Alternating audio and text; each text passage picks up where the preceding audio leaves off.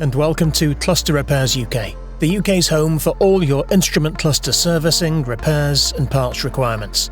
Today we'll be highlighting the instrument cluster repair service for the Ford PUMA Mark II, which ran from 2019 to 2024. The common fault this instrument cluster suffers from is the central display often flickers on and off. Display has black marks or spots in random places. There are lines across the display or missing segments, or complete instrument cluster failure.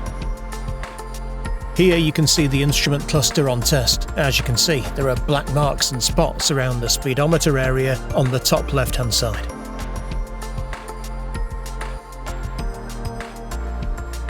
Cluster Repairs UK has been serving the motor industry since 1986. We cover all models of instrument clusters from the 1960s to present day, backing all our repairs with lifetime warranties.